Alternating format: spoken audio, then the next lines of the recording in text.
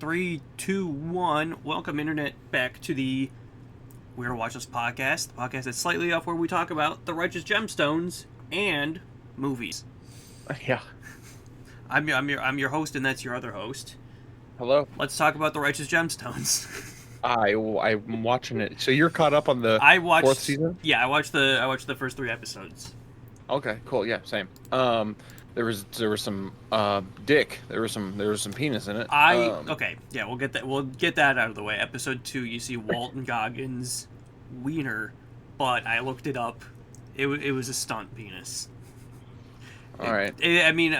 Not his, so it could have been anybody's. As Walton Goggins described it, a dick double. Nice. Okay. So word. Yeah, that one out of the way. Right, surprise, but I mean, I guess the show's shown that before. I got this. Yeah, just never like one of the main cast members. Yeah, right. But I got this UPS driver who shows up at my work, right, and he knows like myself, my coworker, like we're big movie guys, and he like knows that he'll like chat about some movie no one's ever heard of. Yeah. That he saw on TV that he fell asleep halfway through to, and he'll tell you it's fine. Yeah, I liked it. Yeah. But he had never seen the Righteous Gemstones, only ads for it, so he started season 4 and was greeted with just the Civil War episode. Yeah. So that's his first episode? Yeah. So he had seen like the commercials for all like Danny McBride shenanigans, everybody's like going to church, and then boom, Civil War, and it's Bradley Cooper. Mm-hmm. Good episode. Decent.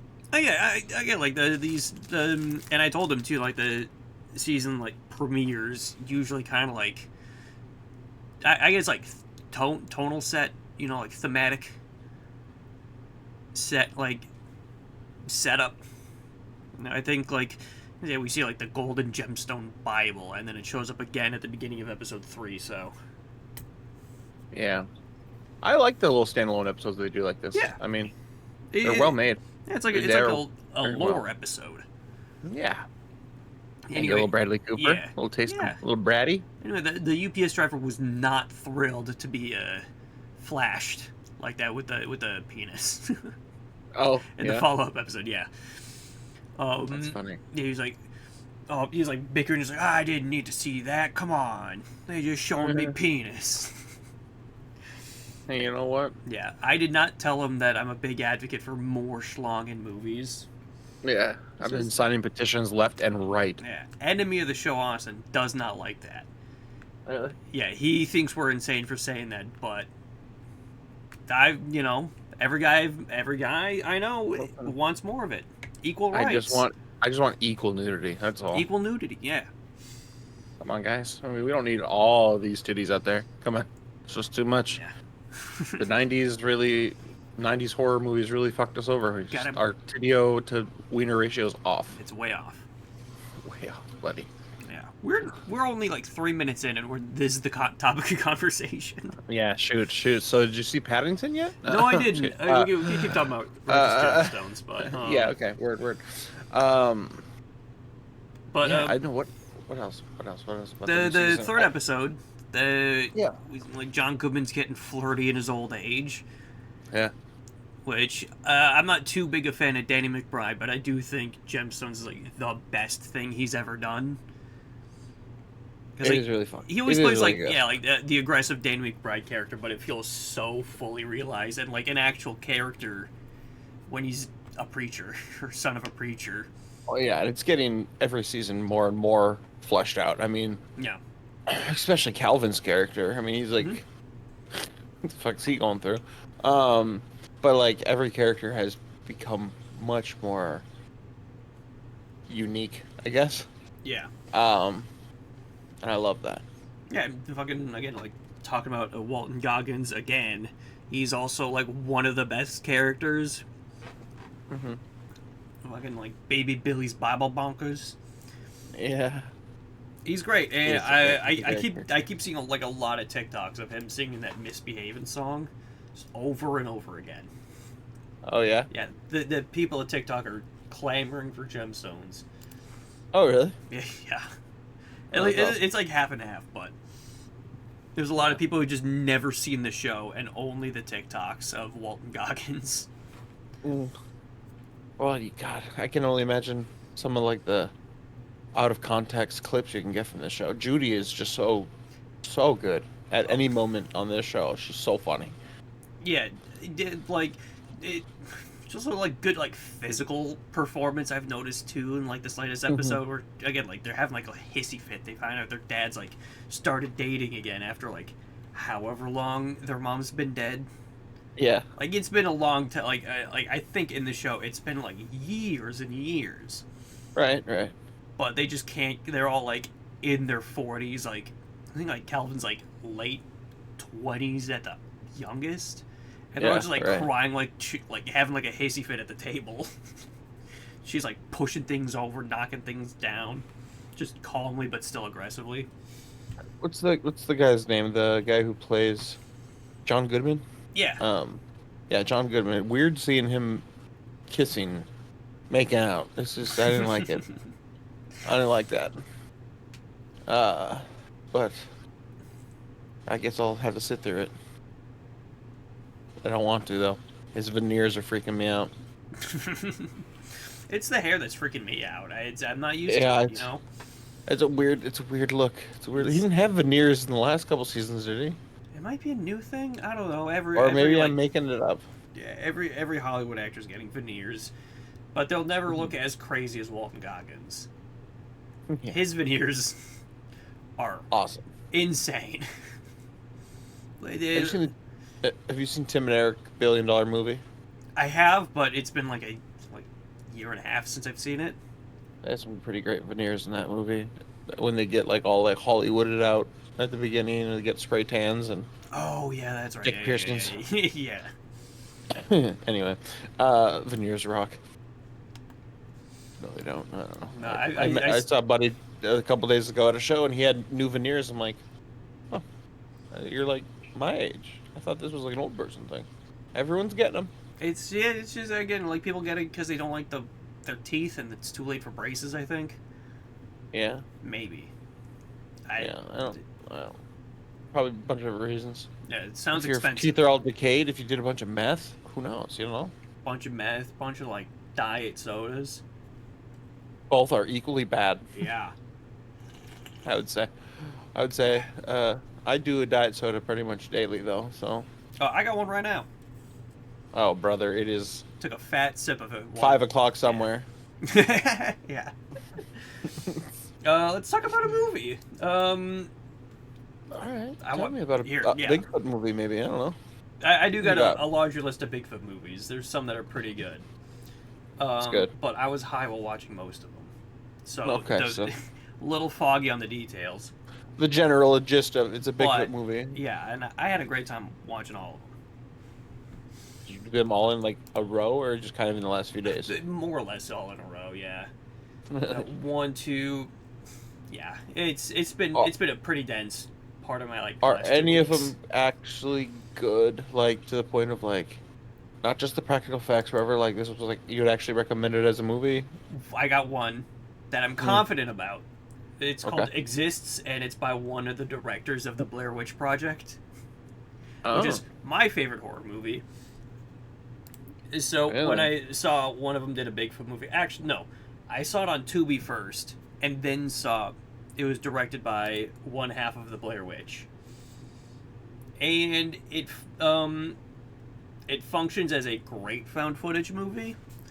So if you hate found footage movies, you're gonna hate it. But it's a pretty solid found footage movie. It just jumps straight to the Bigfoot stuff. We don't waste 20 minutes like with the characters like meeting up beforehand or anything like that. They're just already in the woods, and they already hit a Bigfoot, and they got to deal with it. Exists. Yeah. Do they have to fight Bigfoot? They're not. They do, yes. Or they just survive Bigfoot? Survive Bigfoot, because Bigfoot's pissed. I feel like if you want to make a movie, you want to make a short film, just do a Bigfoot movie. You don't gotta like make it anything too crazy. Just like. Have fun. Make a Bigfoot movie. Go to the woods. You know? There's a Mothman. Go to the woods. There's a Mothman movie I watched. Oh yeah. Where they do just that, except it's in England. They just go to some field, or in the woods next to a country road, and just pretend to get chased by Mothman. That one was also pretty good, but also on a kind of like a bizarrely bad sort of way. Sure. Yeah. Yeah. I get it. But what else? Harmony Korine put out Baby Invasion. Oh yeah, you texted me this thing. I did text you about this. Yeah, this is what I watched last night. So Harmony Korine has been kind of on a weird path since COVID. You know, his yeah, he did the Beach Bombs and Spring Breakers.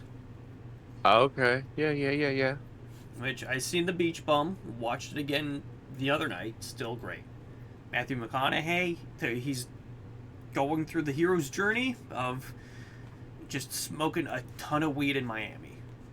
And then he put out Agrodrift, which is... We talked about that. We talked about that, yeah. And it's, yeah, like, I go into, like, some detail about it, like, in that episode, however long ago it was, but it's, like, shot entirely in infrared, and pretty bizarre.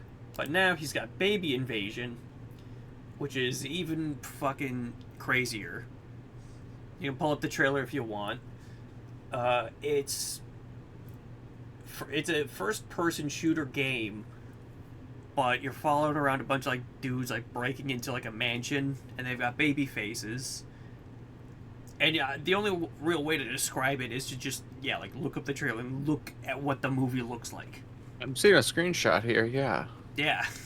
Like full adult bodies, but with baby face. Yeah, it uses like a generative AI thing to like just put baby faces over it. Sure. And while you're under the influence, it looks insane. That's bad. So it actually becomes a good movie? Yeah, but if you're like stone cold sober, it's gonna be the dumbest shit you've ever seen. I would never be stone cold sober, so don't worry. Okay. Yeah, and how do I watch this movie? This doesn't look like you can YouTube? Rent it on Vudu and Amazon and Apple for $7. I paid full price for it because I felt I was gonna watch it again at some point. Fair enough. I will watch it. I don't know how I feel about what I'm looking at. Again, it is disgusting. It's like brain rot, you know? Just deep fried brain rot. Oh, it's a lot of first person shit. I think it's only first person shit actually. Oh. Is this over an hour long? It is 80 minutes. Okay. So all right. Yeah. But the that music looks like a lot. the music is incredible too. The music in the movie is like awesome. Yeah. Okay. Yeah. Maybe I'll watch it. Maybe I'll enjoy it. Yeah, I'm trying to get the enemy of the show, Austin, to watch it because he watched Agrodrift and liked it. So I think this one he'd get more out of. Just specifically on the visuals, yeah. Yeah. Okay. And like it's got like a central like thesis of like lines blurring between reality and video game and how cooked everything is because of that. Like, what is real life? There's no more real life. It's just what's in front of us. So that is why I mentioned we're all going to the World's Fair. Like, this is that, but just coked out of its mind. I have not seen that. You haven't seen Going to the World's Fair? Oh, okay. I assumed you had. I know, right? Jane Schoenbrun's first movie. Yeah. I know. I've seen the one. Saw the TV glow. I saw the TV glow. You saw a putty tat. Yeah. But yeah. Well, okay. All right. I mean, it looks interesting from what I'm looking at. At the very least, I'm interested, and if at least the first 15 minutes don't completely make me want to vomit, like some of these, this looks like it might get overstimulating. Yeah, a little bit. Yeah. It feels like I don't know how on the same coin, but yet opposite side of the coin of the Fountain this Baby Invasion movie is. It seems pretty over the top. Well, yeah, The Fountain is a comprehensible movie. It's like for as like big that movie is, we'll talk about it later. But this one's nonsense. This is like slop. But if you're on the right influence, it makes sense. You get it. All right, I'll have to watch it. I can't pontificate any longer. Yeah. Well, what have you been seeing? Tell me about that. I watched The Electric State. I think we may have talked. Did we talk about that at all? No, we didn't. No. That one was a movie. It was fine. It wasn't as bad as everyone else said. I don't think. But, God, I haven't watched anything good. There hasn't really been a lot that has been getting my interest. I know we both saw Mickey 17. We haven't talked about that on the podcast. That one was decent. Yeah. I liked that movie. That's a good movie. Robert Pattinson's great. His character was fantastic. His voice was fantastic. Yeah, his little Mickey 18. Wasn't my favorite Bong Joon-ho by any means, but it was. That's what everybody else is saying, like mid-tier Bong, but that still means it's a really good movie. Right.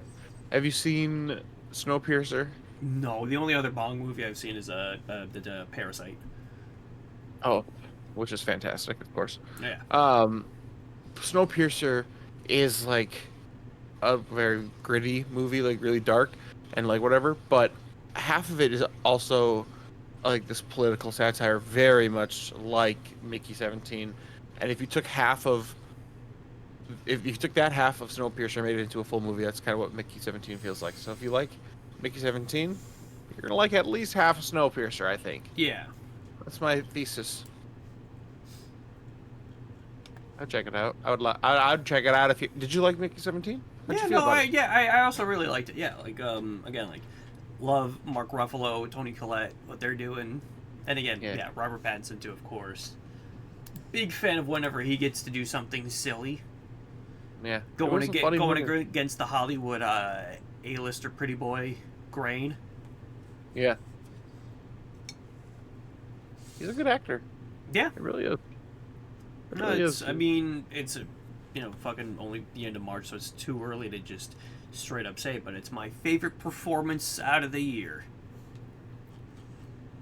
Damn. Yeah. God, I haven't watched enough movies to even say that. It's also very slim pickings out of the year's best. Anyway. Yeah, you're watching Baby Invasion and Bigfoot movies? Yeah. Yeah. Not a lot has come out. Have you watched anything? God, yeah, no, there isn't. I mean, as far as going to see things in theaters, I haven't even thought about. Nothing's piqued my interest. Did you see the Final Destination Bloodlines trailer? No, I did not. I'm looking forward to that one. Really? Yeah, classic Final Destination ass movie, dude. All right, well, I feel like sometimes when there's like 10 sequels to something, they're not always going to be good anymore. How many are there now? This is number 6. This new one. Number 6. Yeah. Bloodlines. Yeah. Trailer looks nuts. Yeah. Yeah. I'll wait. If everybody says it's good, I'll go see it, but I'm going to doubt that it's going to be good. I've very no hope. Very no hope for that. Very no hope. I'm very much looking forward to it. I'm a big fan of the first one, and I had fun watching the other ones. I don't remember. Did you watch all of them? I've seen all of them, but not since like 2019. So I definitely need a good I couldn't even tell you how many I've actually seen. I just have a when you get to like a general idea. Yeah, when you get to like a franchise like Final Destination or Saw, like some of these like later sequels just blend together into one big mush. Mm-hmm. Yep. Like you remember Saw 1 perfectly fine, but then around Saw 3 or 4 things start to get hazy. Maybe you only remember like something cool that happens, like in number 4, Donnie Wahlberg gets his head broken by a bunch of ice. That happens in 4. What happens in 6? I don't remember. I couldn't even tell you any besides the first one, and I've seen them all. I'm pretty sure I've seen every single one of them besides like Jigsaw and then Spiral. I'm not gonna watch that shit. Jigsaw, yeah, Jigsaw's a piece of shit. Spiral, I like, kind of. I watched the first 5 minutes of Jigsaw on my phone, and was so blown away how bad the first scene was that I turned it off. I do remember that. It's despicably bad. Yeah. Yeah, it's real bad. I think it's my least favorite of the whole franchise. Jigsaw. I almost saw that in theaters. I'm so glad. So glad I didn't. I think type of thing that makes you mad you spent money.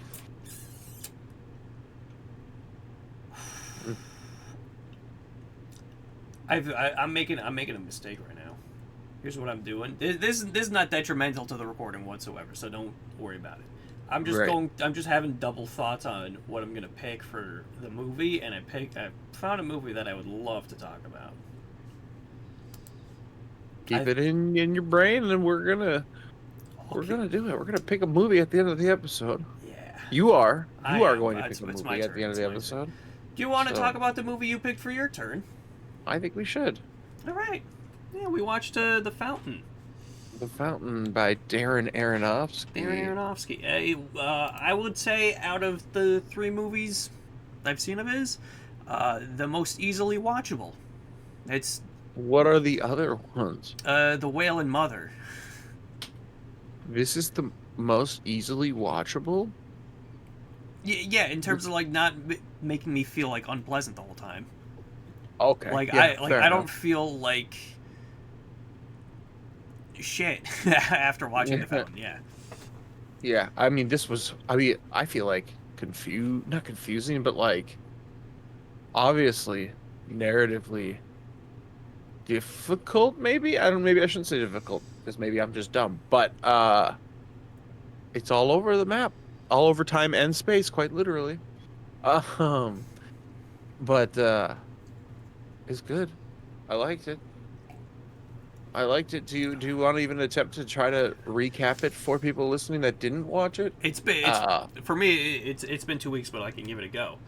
Yeah, because I remember it's been 30 minutes, and yeah. Okay. I'm still processing. We've got the 3 like set pieces, I guess, time pieces. Yeah. It's all Hugh Jackman, all Rachel Weisz. Hugh Jackman in the conquistador Spaniard times. Hugh Jackman as a scientist working on monkeys. And Hugh Jackman in a snow globe flying through space to fix a tree. Now. Right. The way I think I can break this down, the movie, like the actual like reality of the movie is Hugh Jackman as the scientist. You know, he's like working on like I think it's like Alzheimer or cancer. Tumor in the brain, Tumor in the brain research. Yeah. He's working on that. They've got a monkey, and Hugh Jackman has a wife who gets a tumor, and then he's like, "This is right up my alley. Let me do something." He can't do nothing. Wife dies. But wife was writing a book, which I think is the Conquistador Spaniards lore, which Hugh Jackman timeline, yeah. Yeah, that's that Hugh Jackman, about how I think it's like discovering something in the Amazon.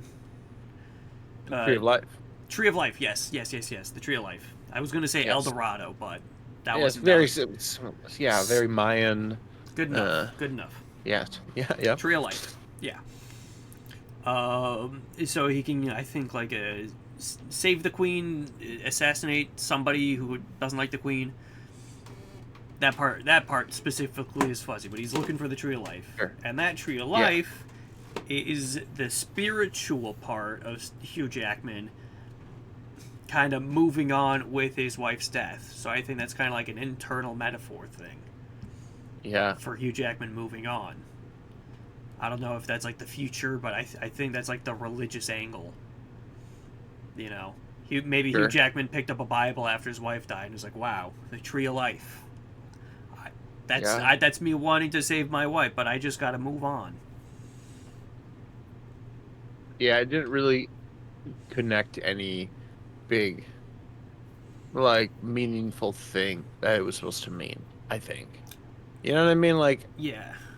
It was interesting how all of these timelines and things connected, but, like, none of it hit me and being like, oh, it was, you know, nothing moved me, I guess. Sure. In the end. And it was cool, though. Visually cool. A lot of amber, a lot of that color, you know? Fucking yeah. Really ugly, like, lighting because of it. There's a lot of amber lighting in this movie. I thought it was like, this is an ugly-ass movie. But, like, whatever. I also, the choice of having him, when he's floating, be in, like, the namaste pose or whatever. And he's bald. He's bald, and it's like, this is getting a little bit goofy, but I guess Darren Aronofsky just does that. He just gets a little bit goofy. He's one of them uncompromising. He's one of them uncompromising types. Yeah.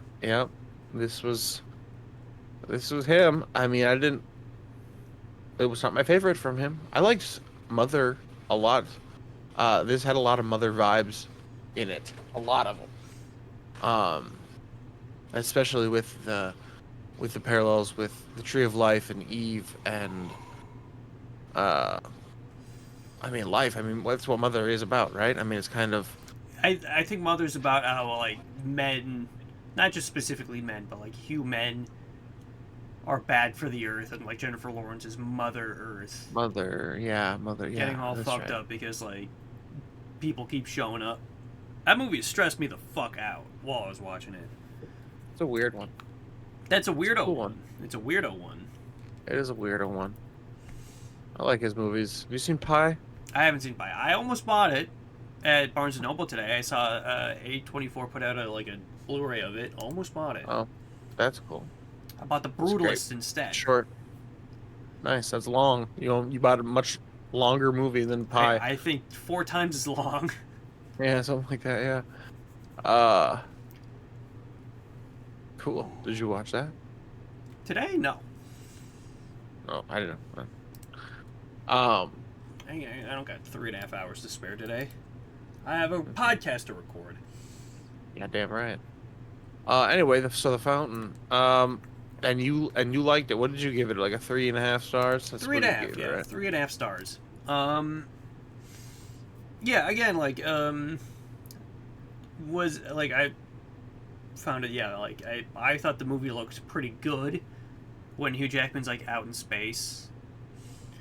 Weird to see him like bald though, but I also did really like the music in the movie. That was really good.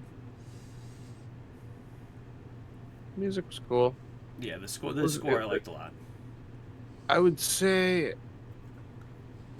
I wanted a concrete something to make sense, and of course I'm not going to get that. Sure. But it's just this movie leaves me with a feeling of wanting something a little bit more. Gotta get one of them ending explains videos for you. Yeah, honestly, it might be the type of movie that will fucking benefit from that, because then I'll be like, oh, that's kind of cool, an interesting way. But like the fact that the movie didn't get me to get to that conclusion myself is maybe it's why I don't love it, I guess. Maybe there's something underlying that is really cool. Maybe the ideas are really cool. Maybe the commentary will bring out something cool. But the movie itself, first time viewing, that's didn't right. do it. Yeah. It's just fine. Hugh Jackman is trying his damnedest. Sometimes he's a little goofy. Sometimes I think in the movie. Yeah. But I'm a sucker for movies that play with time and space, and that jump it back and forth between enemy of realities, but enemy at the show, Austin fucking hates that. I like when if your movie tells you what time it is. If your movie so much as like tells you what the time is, he's gonna fucking hate it. Yeah, there's one movie we watched, like some like French neo-western, Let the Corpses Stand. Highly recommend it. Movie looks fucking great. It's one of the like most saturated movies I've ever seen. Yeah. We put it on for Austin because like our friend Pat was like, "Don't worry, you'll find this visually engaging."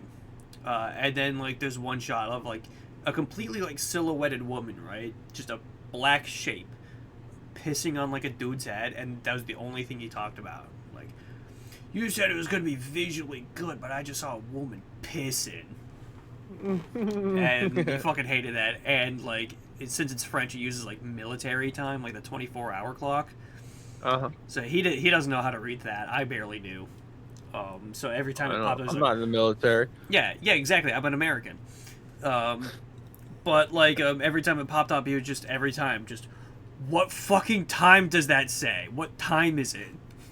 And it pops up a lot because there's a lot of like, again, like jump cutting from like 1 minute to a different minute. Well, I would probably dislike that in that case too. Yeah. I don't hate it in all cases, of course, but in that movie, that sounds awful. There's a lot of like, you know, like something happens and then like 2 minutes later we jump backwards 2 minutes to somewhere else in the setting. Kind of like a Pulp Fiction, except it's not out of order. Yeah. It's still a good movie, and he just hated it because he saw a woman pissing. Listen, some people are turned off by that. Some people are turned on by that. Some people are turned on by that. Him, hard no. I'm not gonna say what camp I'm in. Unless he's denying it. Maybe he is into it. Doesn't want to admit it. Respect. You know what I'm into? Bald Hugh Jackman. Bald Hugh Jackman. Are you into it, or is that a lie? Yeah, I didn't like it at all. I'm not into it either. It reminded me of Gore, the Thor God Love and Butcher. Thunder. Yeah, Gore the God Butcher. Yeah, no, totally get that. Yeah. How was this movie received in 2006, I wonder? I don't know. I mean, it's, you know, like fairly like, yeah, in the pretty good range. Kind of like leaning like pretty good. Again, like I think it's like Aronofsky's like easiest movie to watch. Like I said earlier, it's not incredibly upsetting. And again, it's like not something like Mother where it's just unpleasant the whole time. True. As again, like confusing and time jumbled as it is, I don't want to kill myself. I was engaged the whole time. I was enjoying it. I liked a lot of the visuals were cool. I liked a lot of the skylight stuff they would do. Yeah. A lot of like lights from the ceiling into obviously looking up through the skylight into the galaxy stuff. Like anytime they would incorporate. It's got good editing to it. Yeah, it really blur the lines between some of the storylines, I suppose. And when it would switch between them, sometimes he would like finish the dialogue in one reality. You know, well, I don't know. It would that kind of stuff was really cool. Yeah. Replaying scenes of like Bald Hugh Jackman replaying scenes of him as a doctor. Yeah, right. Trying to make right by his dead wife. That poor monkey. Dude, they did surgery on the monkey, dude. They did it. They did. He didn't last long. He was fine. What do you mean? They did the thing, and then it worked really well. Remember? And then he's like, "Oh, the tumor's not getting better. Fuck it, then." Yeah. Oh, yeah. I don't give a fuck about that. I don't care about that monkey who's like a miracle in every other way besides the tumor. Yeah. He's getting better in this other way, though. It's like, fuck you, whatever. Fuck you, Ellen Bernstein. Have you seen Requiem for a Dream? I have not. I'm too scared to watch that one. That one is probably that between that and Pi are my favorite from him. But Ellen Bernstein, I think, got an Oscar for her performance in that. She was the co-worker boss lady of him Sure. Of Hugh Jackman in this movie. God, she's so good in that movie. So I was like, oh, look, working with Darren Aronofsky on another thing. She's so cool. Yeah. One of them franchise Love regulars. Her. Yeah. Yeah, we love her. Darren Aronoff. Always happy. Yeah. Darren off my ski. She Darren my off till I ski. Nailed it. Yeah. All right. So out of 10, we said like I give this like solid 7 out of 10. I'm gonna say 5 out of 10. 5 out of 10. Pretty lukewarm about the whole thing. It was fun, it was cool. It was a big swing, and I appreciate that. I think maybe it probably was better on as a screenplay, maybe, or something. I don't know. It was just kind of fell flat. It fell a little flat for me. Sure. Yeah, but again, it's like I don't like love it as a lot of other people, but I feel like again that's just also the normal camp. Yeah. Like you got to be a fan of this movie to really like it. Oh, The Whale. Now that's a real fucking movie. So I don't even know if I love The Whale, actually. Right, it's that one. I'll say like it's fine. It is also. It's all right. I've rewatched it and I'm like, fat Brendan Fraser. He's good. Fun. He's good. He's good. But he's doing a good job, but for me, that's the only the only thing that's like keeping the movie afloat. Yep. Yep. But does The Fountain belong on the Weirdo Watchlist? Yay or nay? Yay. For sure. Also big yays for me. Cool, definitely. And that's why the parts that I like a lot is that it played with the fun, transcending time, space, reality. That's what makes it belong on the list, and that's what makes it at least enjoyable. You gotta figure it out. You gotta figure the movie out as you go. Yeah, it's a little puzzle. It's a little puzzle of timelines and. What am I doing in space? Why am I at the doctor's office now? Why does this tree have hair? Why did Hugh Jackman, eat a piece of that bark? Still don't know. Why did he drink that white shit coming out of the tree? That was pretty semen. Why did he turn into flowers? That was sick, actually. I like that. That is cool. The consequences of his actions. Yeah. Unforeseen. Yeah, it's like you think eternal life is what you think it is? No. Your flowers now, dummy. Dummy. Shall we announce what we're watching next episode? Mm-hmm. I'm excited to hear. So my original pick, the one I thought of like 2 days ago, was Aggro Drift because I wanted to just rewatch it. Okay, nice. But going through the Weirdo Watch List, I switched to a much better movie that I also just really want to rewatch again. Okay. I watched this movie like a month and a half ago, but it's one of my favorites. I would like us to watch and discuss A Serious Man from 2009. Serious Man. Joel and Ethan Coen brothers. About a guy named Larry Gopnik in 1967's Minnesota. Oh, nice. Okay, yeah. Yeah, he's a professor. He's going through a divorce. And just a midlife crisis. One of them midlife crisis movies, but it's fucking hilarious. Okay, weird. Yeah. I love a funny Coen brothers movie. This one's their most, like, absurd, I think. It's not like, like Big Lebowski levels of, like, stoner comedy. This is just more like, I want to say it's like Catholic guilt, but it's Jewish. Okay. Like all the characters in this movie are Jewish, and they go to like Jewish church. What is that temple? They have like a bar mitzvah. Okay. Yeah. So but it's again like it's one of my fucking favorite movies like ever. I fucking love rewatching it. So we're picking that. All right, A Serious Man it is. Yeah. which it's consistently pretty available. You have to rent it now, but it could pop up on a streaming service at any moment. Any fucking any moment. Could have happened right now. All right. But any closing thoughts out of you? Anything you want to bring up that you did not? No. No, you're good. You're good. Yeah, I got nothing. All right, cool. I got nothing. All right, then we'll call the episode there. Beautiful. Thank you. I'm gonna go try to watch movies this time.